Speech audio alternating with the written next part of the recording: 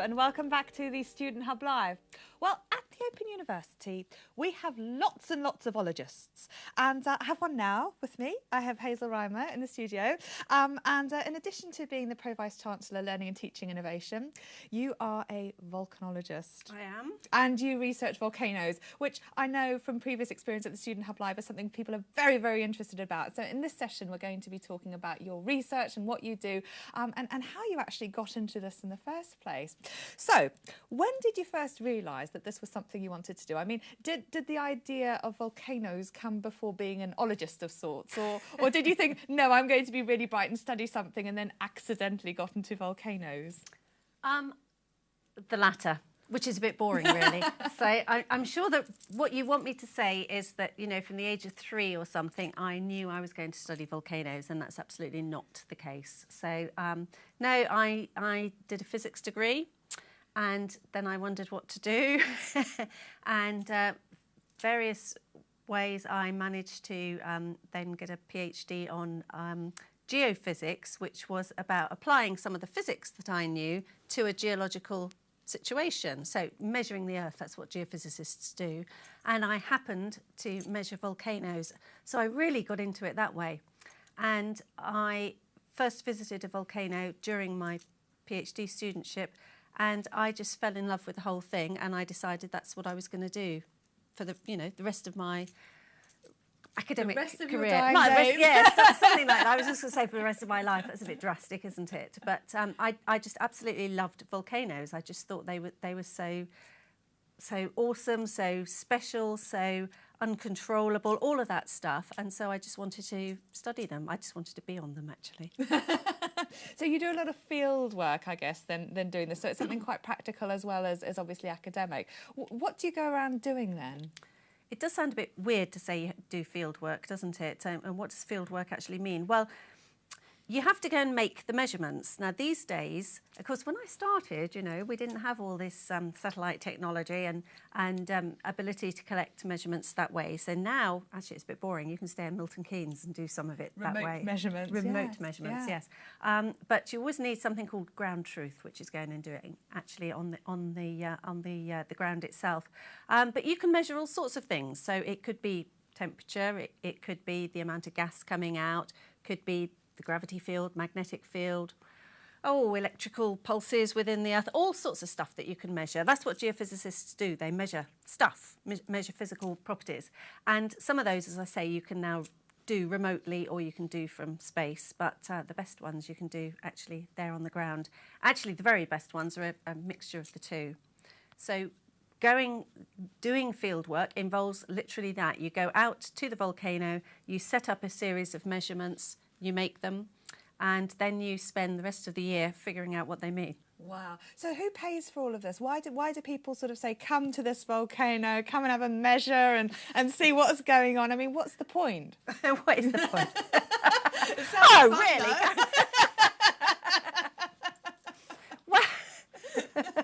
Well, let's get to the nitty-gritty. OK, what is the point? Well, there's the academic point of view, which is scientists just want to understand how things work. And so in the case of volcanoes, how do they work? Why do they erupt when they erupt? And actually, the real point about that is that you can start to make predictions and you can start to help people who live near volcanoes. You can also look at things like the environmental impact of volcanoes, both locally and globally. Bigger eruptions have more significant global impacts. So it's a combination of all of those sorts of things. So then who pays? That's a very interesting question. Why would the British taxpayer pay for you to study a volcano on the other side of the world? Well, partly, as I say, from the academic point of view, and partly because there is a global impact when volcanoes erupt significantly. Everybody, I think, will now remember the 2010 Eyjafjallajökull eruption. And although people weren't actually in Iceland when that erupted, many people were sadly stuck at their holiday destinations for longer. The flight delays, terrible. Terrible. So pretty much everybody in some way was impacted, whether or not it meant you couldn't fly where you wanted to out, or you couldn't get back to the UK, or you couldn't buy certain fresh fruit and veg that were being flown in from wherever. So the impact is a lot more significant than just a volcano Absolutely, erupting. yes, yes. So the better we understand volcanoes and what their impact is, the better we can mitigate some of the effects. You can't switch volcanoes off. This has been tried. You can't stop them erupting, but what you can do is understand better what the precursors are, what the signals are before a volcano erupts.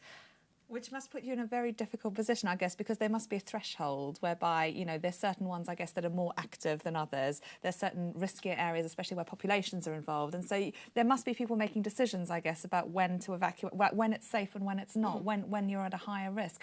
How does that all work then? And is that something you've been involved with? I've been a little bit involved in that, but the really important factor is that you don't have international scientists breezing in and saying, well, yes, that's a volcano, I can confirm that's a volcano and it's going to erupt next Tuesday afternoon.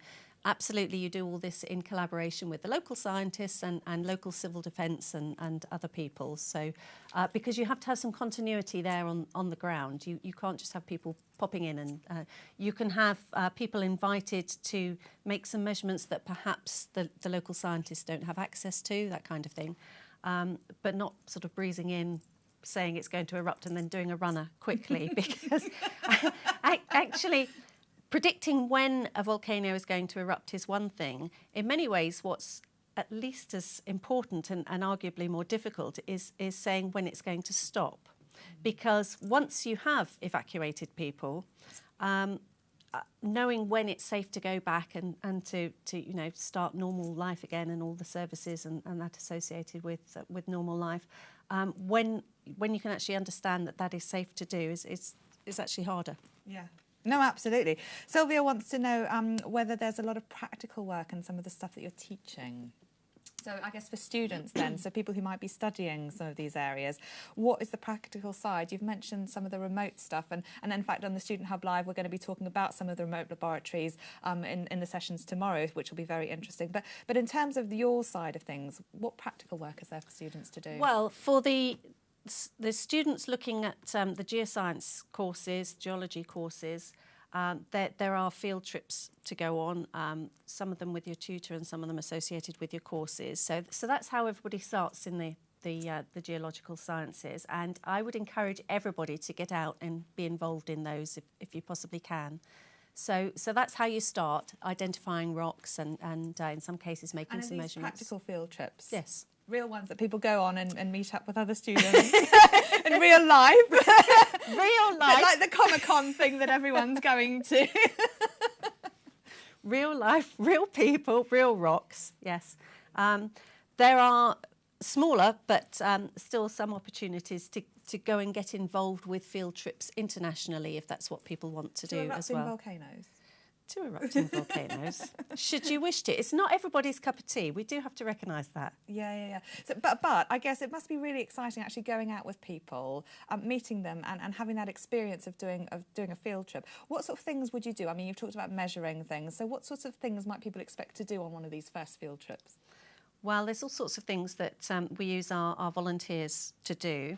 Actually, most of it, you know, people always say to me, what's it like being a scientist? And I say, just like every other job, you spend most of the day doing emails and things. What's it like doing field trips? Well, and field work on an active volcano. Actually, you spend most of your time walking around, lugging heavy backpacks and carrying stuff from here to there. But having carried your heavy equipment to wherever it is you're going to go and make your measurements, well, you sit there, you put your gas mask on because there might be some fumes and things coming towards you, and you sit or stand or whatever you need to do to make your measurements. You can be there for anything from 5 or 10 minutes to half an hour or longer in a particular place making the measurements, and then you pack it all up and put it back on your back and go traipsing off somewhere else. So it's a lot of hiking. There's a lot of tricky scrambling sometimes, ups and downs. But it's sort of making in some cases quite detailed and careful measurements in quite tricky circumstances. I think that's one of the most important things about the field work is quite often, well, always, these instruments are developed in laboratories and the companies make them and they work really, really well in the lab before you go into the field. And you test the instruments, you test the batteries, and you test all the bits and bobs. And then you stick it into an aeroplane hold. It gets turned upside down, and then, anyway, you end up the other side of the world, and you take it all out, and it doesn't work. And so there's quite a lot of fixing stuff and trying to extricate bits of equipment from customs and all that sort of thing. So there's all that. There's a lot of practicalities before you can even actually get out and do the practical work that you've gone to do. Oh, excellent. No, I can imagine that must be really technical. I'd like to see what people are talking about at home, because somebody would like to know whether there's a volcano con that they could go to. Everyone's getting ready to go on a trip, I believe. I mean, in New Zealand, we used just to pour like soap powder down volcanoes, which is probably not what I should be saying out loud here. But what's going on the hot desk, and what trips are you planning for your field trips? Well, we're not too sure if VolcanoCon has any cosplay, so we're not too sure what we should dress up for that one. But dress up as lava. But we did have some questions in, I think. Yes, Thomas asked if you'd ever had any close calls whilst doing any field work. Near-death experience. Oh. Come on, where's the drama? Oh dear, I've expunged all of those from my memory. Do you know, people often ask me how dangerous it is, and the answer is really very boring. It's more dangerous driving around the M25 to get to the airport. You know, that's in many ways the highest risk. Having said that, of course, you've got to be very, very careful clambering down into active volcanoes and so on. I think that the most horrible experience I had in the last few years was when we had quite a large earthquake struck the volcano. So that was sort of two nasty things in one place. And it was unexpected. And we were just walking along the rim of the active crater, as you do. And this very large earthquake happened, and we all fell over. It was that serious. And we looked down into the crater to see whether the volcano had been set off, which fortunately it hadn't. And we left the area really quite rapidly. But I say left it rapidly. It took another 2 hours or so to get back to the car, because it was quite a clamber back to it. And as we drove back down the volcano, we could see the effect of the earthquake in the villages that we had to go past. I mean, flattened houses, electric pylons down on the ground sparking. You know, I mean, that was quite exciting. Wow. So it wasn't actually the volcano itself, it's the stuff around it. Yeah, and you managed to keep your eyebrows as well, which I bet is a bonus in that sort of circumstance. But no, but seriously, that must be quite difficult. I mean, even though obviously the earthquake's not your job type thing to manage. Different union. Yeah. We don't do that. But that must have been quite difficult, especially with all this equipment and things as well, to carry and manage around the place. So yeah. Well, it's just one of the natural hazards, you know. Yeah. No, exactly. I guess it's a risk. So you're still going on a lot of this. It hasn't put you off, has it? Certainly not. No. So what's your next trip? My next trip is to Masaya volcano in Nicaragua, and I should be going there February, March time next year. And have you been there before? Yes. So a lot of the time you're going over, you're making measurements and you're monitoring things over time. But you mentioned instruments, and you mentioned that there was changes in terms of how those were developing. And I guess in this sort of day and age of technology, you're both measuring things and also advancing our knowledge and understanding of some of the instruments. So what's new? What's hot right now in terms of what you're using to measure? And are there different things you're measuring as well as different ways of measuring things? All of those.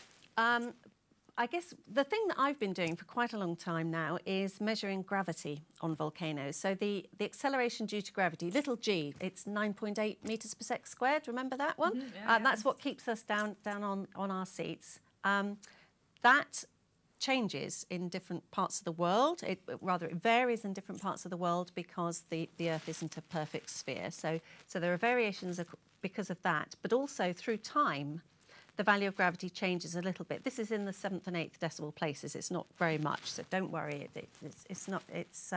You need very delicate instruments to measure it. But what we have found is that the value of gravity can change before an eruption.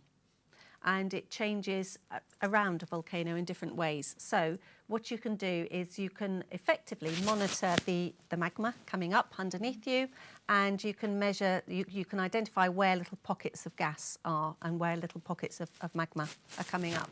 And so we've been monitoring this at a few volcanoes. Masaya volcano in Nicaragua is one in particular that we've been looking at. And if you keep going back and making the same measurements year on year on year, and then you obviously look at how the volcano is behaving over that long period of time, eventually you can see, often with hindsight, you can say, well, okay, my measurements went up like that, and I didn't know what that meant at the time, as it's over a period of time, but this is what I observed the volcano doing. Then you know that next time that you observe something like that, say the gravity increasing, then you can predict that the effect will be something similar to what you saw the previous time. So it's a long haul, but that's the purpose of continuing to make measurements at the same place. And then, of course, once you've learned those techniques and developed them in one place, you can apply them to another one. But the instruments that we use are really, I should have brought one really, shouldn't I? The most unimpressive sort of spring, a box of tricks. Yeah. Like most geophysical equipment, it's a box with knobs on and batteries and things attached and some flashing lights and stuff. But they're really fancy because if you measured gravity on the floor here and then measured it up on this table, you would easily be able to measure that gravity is less here on the table than it is on the floor because you're closer to the centre of the Earth when you're on the floor there. So that's a tiny, tiny change in gravity.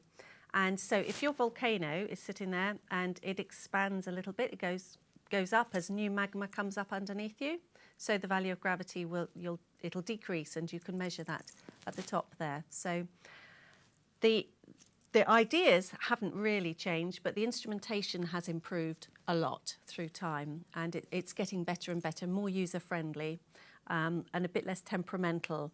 I was talking earlier about, you spend a lot of time making the equipment work and charging your batteries and all this sort of stuff. That all gets better and better as technology improves, thank goodness.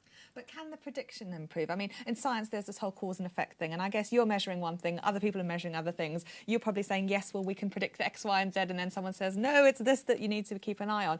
Has the prediction improved then in terms of what you're able to measure? Yes, it's improved in that it's becoming easier to measure gravity and various other things on the volcano. What we know for sure is that it doesn't do you any good to just measure one thing. It's a case of measuring lots of things and putting them all together. And the real tragedy, actually, is that there are so many active volcanoes on the planet and the vast majority are not monitored. They can't be, it's just too expensive. So increasingly these days with technology, we're able to make satellite measurements, and we can look at things like the heat flow. Bit late by then because it's already coming out. Yeah. Gas flux in some cases, so you can measure gas plumes coming out of volcanoes, and you can even measure the deformation. So as a volcano swells or even collapses down a little bit, you can see that from space as well. So that is quite a good way of monitoring lots and lots of volcanoes. But you have to be looking at all of that data. So we're looking to automate that now, so that there are ways of effectively just a computer program keeping an eye on all the volcanoes and say, hey, up, that one's gone up a little bit, or it's gone down a little bit, or whatever. But the more detailed measurements are those that you've physically got to go out there and make. And it's really, really labour intensive, but that is where you get the most amount of information. Brilliant. I want to ask you more questions, but I know there's a question on the hot desk. Kerry's got a great question. How do you measure volcanoes under the sea?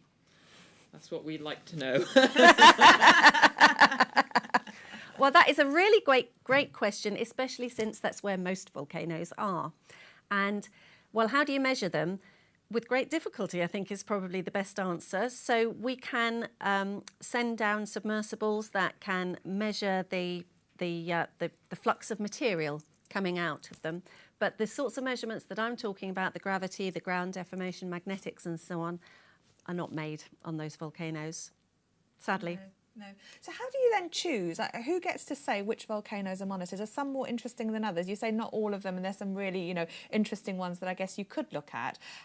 Who's making that choice, and how does that all work in terms of what is actually monitored and measured? It depends on what country you're talking about and how active the volcano is and so on. So originally I was talking about the academic reason for studying volcanoes. So in that case, you have an academic problem that you're trying to solve, and that's how you would choose where to go and do your work.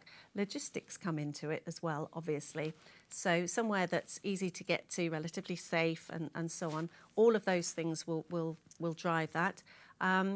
If a country has a volcano that's misbehaving and perhaps they don't have sufficient people to be able to monitor it or to help them to investigate what's best to do in terms of mitigation, and this is about evacuating people and so on, or even setting up a baseline set of measurements, then they might call in people from somewhere to go and make those measurements. So it depends, I think, is the answer to that one. So are you happy with your volcanoes that you've got, or is there one out there that you think, oh, I wish I could get my hands on that one? Well, right now, I'm happy with Messiah volcano, and the reason I'm happy with that volcano is that I've been measuring it now on and off since about, I think it was 1993 I first went there, which was an awful long time ago. And we set up a little network thinking, well, it'd be nice if we managed to come back another time. And we went back the following year and the following year. And we've gone back pretty much every year since then. So what we have now is a really, really long time series of measurements that have been made there. And so we're beginning to understand that volcano quite well, or so we thought. This year it did behave a little bit differently from how we had expected, but that's the whole point of volcanoes. They are unpredictable, and that's why I really like studying them. But gosh, if I had more than 52 weeks in the year, I'd be really happy, and I would study a lot more volcanoes. I have been to lots and lots, and I have had monitoring programs on several, but I'm happy with the Messiah at the moment because it's great. It's quite active, but not too active, and it's quite easy to get to. It's very good for the maturing volcanologist because you can drive right up to the top. Easy access, Easy access, yes. But some nice little hikes around, but not too drastic. Not too far from civilization, and somewhere to charge your batteries and Wi-Fi and all of those other important considerations. No, well, they are important. Kerry is watching in Kenya, and she says that Kenya and Tanzania have some amazing volcanoes. They most certainly do. So yeah, no, okay, but it's all these considerations, I guess, that you have to bear in mind. Now, you mentioned the whole academic side of things and having an academic problem and trying to solve that. So you're obviously going to have to write papers and contribute to the body of knowledge about volcanoes. So you're out there, you're measuring things. What are you then going to come back and write about, and how does that all link into what you're researching? Okay, well, usually a research project, you would typically have an idea, you write a research proposal saying, I think that this might happen. If I went and made these measurements, I think I might be able to answer these various questions. And eventually you get your proposal funded, and you go out and you make the measurements. And if you're really, really, really lucky, you got some of the results that you were predicting, and it fits in with your models, and that's very nice. In reality, obviously, it's a bit harder than that because you either don't make the measurements that you wanted to for all sorts of reasons, or you get the measurements but they don't show quite what you had expected them to. And actually that is the fun of science, that it's about coming up with ideas and models and suggestions, and then, well, either having them absolutely proven by your data, or more likely having them modified, sometimes quite considerably, by your data. And what you have to do is to take all of the information that you can, so that's your own data, that's previously published data, and that's data that other people are collecting, put it all together and try to improve the model. So if, for example, your suggestion had been that you were going to make these measurements and they would tell you whether or not the amount of gas coming out of the volcano was going to increase over the next few months. You go out there, I mean, actually it's kiss of death because so many times I've written a proposal and said, I'm going to do these measurements on this volcano that looks like it's getting more active. As soon as I go out, switches off, no more activity. So that's why I like massage, because it didn't. Soap powder is the answer, you're right. Yeah, well, it works a treat every time. Well, Holly says she thinks that she found some lava in Loch Ness, but Dave says that he thinks it could be Loch Ness monster poo. And Thomas wants to know, if you had the opportunity to go to Mars and study volcanoes, would you? Would I in reality go to Mars? No, I wouldn't, for all the reasons that, you know, I quite like it here on Earth. Those planetary scientists can be a little bit much, can't they, at times? I couldn't possibly comment on that. They do have some pretty impressive volcanoes on Mars, but they're dead. I like active volcanoes. OK, excellent, excellent. Aisha and Sophie, have you got any questions for us? I think, well, you've answered some of our questions, but Sylvia seems really interested. She's got a lot of questions, but she wants to know more about the modules where she can study volcanoes and what type of things she would be doing, what type of assignments are involved in those modules. OK. Well, volcanoes turn up in lots and lots of modules, particularly, obviously, in the geosciences. Most volcanologists, I should tell you now, most volcanologists don't study geology as a first degree necessarily. I started life as a physicist. Many volcanologists are chemists, biologists.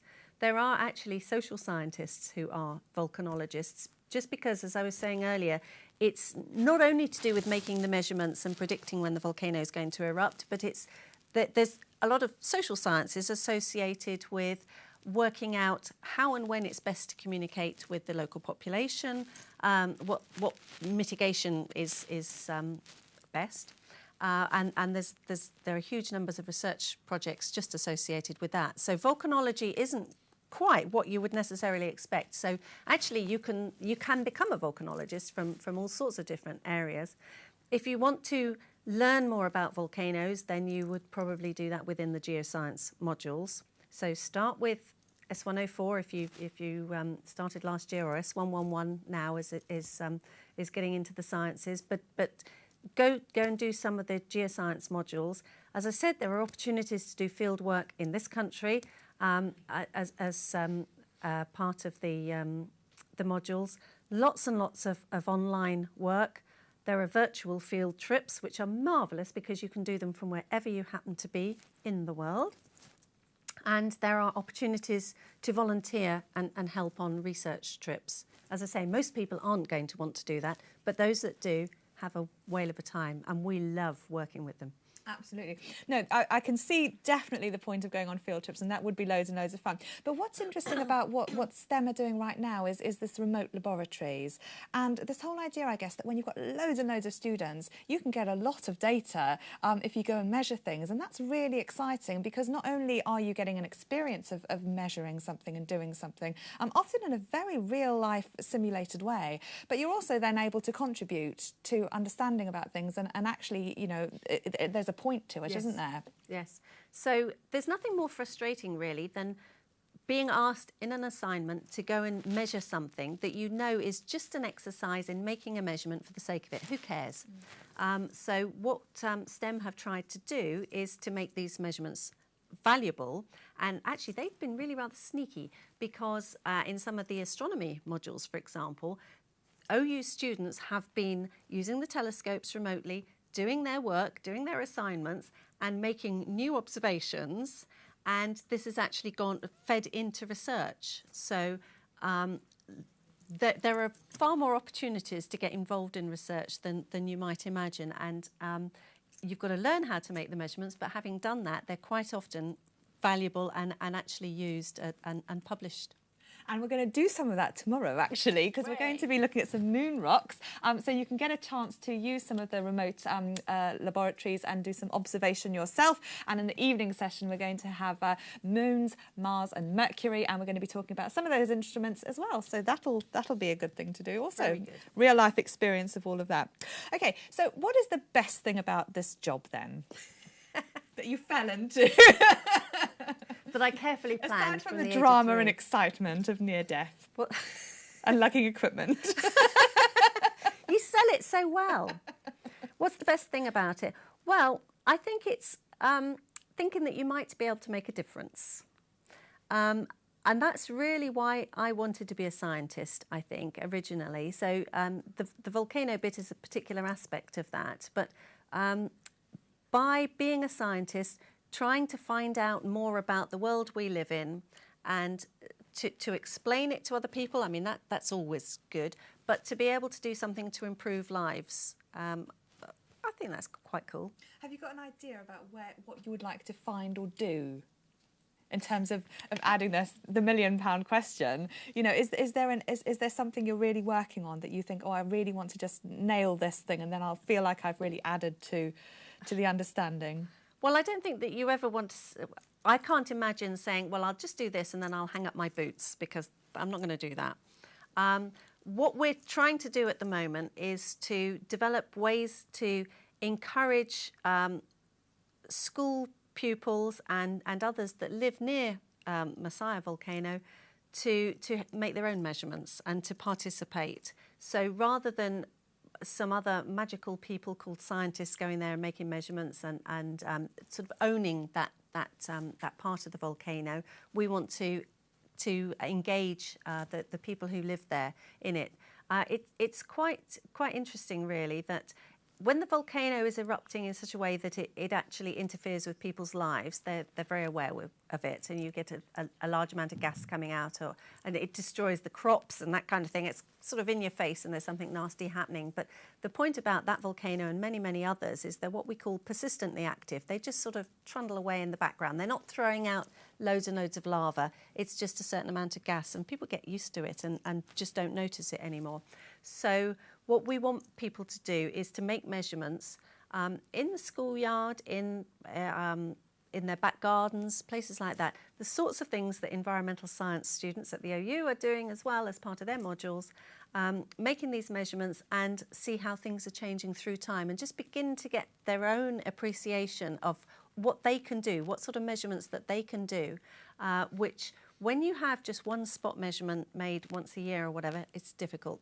When you've got a whole area of regular measurements, you can do so much more. So it's all about empowering people and engaging them into helping us. It's becoming citizen scientists. Yeah, well, that sounds amazing. And I guess you're building up a real community, like you say. You know, you're going back every year. You must be seeing things change and seeing people change and society change. What sort of impact then is this having on people and their ability to live, I guess, in this environment? Well, people are becoming more aware of the volcano and the threats that it poses, and I think that's really important, because if and when the threat of a larger eruption comes, they're going to be much better prepared and ready to respond to whatever it is that the government tells them to do. So if they're told that they have to evacuate to 10 kilometres away, 20 kilometres away, whatever it happens to be, then they will understand why and what sort of eruption to expect and that sort of thing, rather than questioning it and saying, well, no, nothing's happening right now. They'll have a much better idea because they will have been part of the build-up and seen the build-up to it. So it's, as I say, it's about empowering people. Yeah, excellent. Now, I'd like to finish by asking, is being a volcanologist better or worse than being a panellist on the Wheel of Ologies quiz? Which I know you enjoyed very much. Oh, I had a marvellous time. We won, did you know? Just. Oh, they're both fun in their own ways, but I think volcanology is easier. Yeah. Well, the home team are very pleased that they won at home. They always win, though, to be fair. But yes, no, very, very, very rewarding. I'd like to just go to the hot desk. Are there any final questions there? Sorry, I've been hogging this, haven't I? But it's so interesting. Any final questions for Hazel? I don't think so, but I think we just thought it was a brilliant session, and a lot of people are going to look up all these materials, and they've been sharing links for the I think it's either the Open Learn or Future Learn things on volcanoes, so I think we're going to be off doing those as well. Okay, but I think we've had a really good time with this session. It's very interesting to hear about being a volcano somewhere. Yeah. We'll have a Student Hub Live meetup on the side of a volcano next. That'll be Hey, the one. that's cool. How will we recognise each other when we get there? We'll all have our laptops, and I think someone pointed out that I was talking to Sophie without actually talking to her through the chat. So we'll just do that. We'll bring our laptops and chat like normal. We should all wear a Jaffa cake, and then we'll recognise each other. I like it. Very good. Won't look odd in the slightest. Excellent. Hazel Ryman, thank you so much. That's been a really interesting session. I know everyone's enjoyed it, and thank you for asking all my rather random questions. But I now feel I know what you do, and I think it's brilliant. So thank you for coming in. Thank you. And thank you everybody at home. I hope you've had a good evening. There's been a lot of fun, but tomorrow we have got a whole sensible programme lined up for you. We're going to start off with what to do first when you're a new student, and we're going to have some maths challenges. We're going to hear more from the library. We're going to hear about the 4 nations and what's going on throughout the Open University. We're going to look at group tuition policy, and we've got a cocktail party with the Open programme, which I'm really looking forward to. So we've got a jam-packed programme. Do check out the website. And in the afternoon, if you've missed any of the boot camps that we've been doing, we're going to be rerunning those, and the chat will be open so you can keep talking to each other. But overnight, if you do want to email us a selfie of your study buddy or your desk space all nice and organised, or even a picture of you watching the Student Hub live, please do. We've got studenthub@open.ac.uk, or our Twitter hashtag is StudentHubLive16. So do send those through to us. We'll be back open at 10:30 tomorrow and live on air at 11. I'll see you then, and thank you very much everybody for participating. And that's all from us here at the Student Hub Live. We'll see you tomorrow.